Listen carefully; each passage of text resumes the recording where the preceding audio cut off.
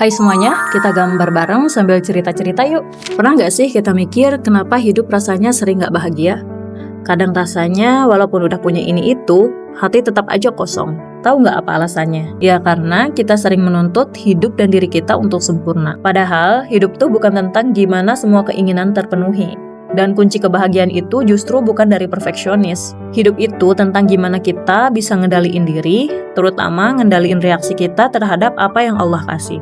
Allah udah ngingetin di Quran Surat Al-Hadid ayat 22-23. Di situ jelas banget dijelasin kalau semua yang terjadi, baik nikmat ataupun musibah, udah ditulis jauh sebelum kita lahir.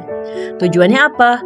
Supaya kita nggak terlalu kecewa waktu kehilangan, dan nggak terlalu berlebihan juga waktu dapat sesuatu.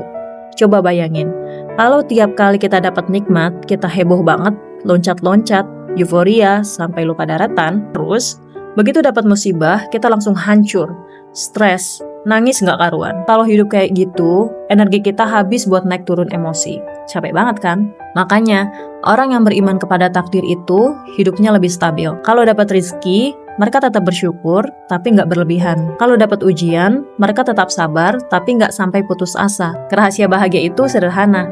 Jangan kasih angka 10 saat dipuji, supaya nggak sakit hati saat dicela.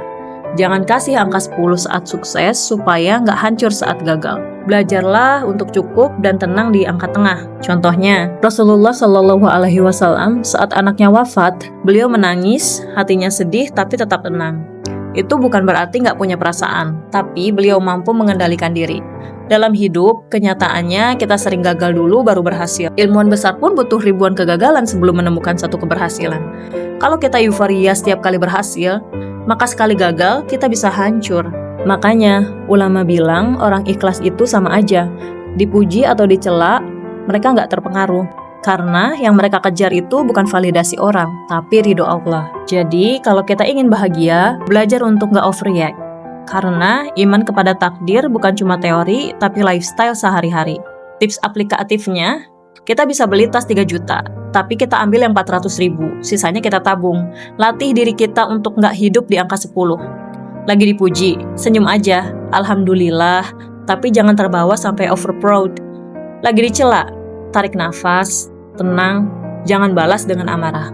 Karena kebahagiaan itu bukan saat semua keinginan kita tercapai, tapi saat kita bisa mengendalikan diri dan percaya bahwa semua sudah ditakdirkan oleh Allah dengan sempurna.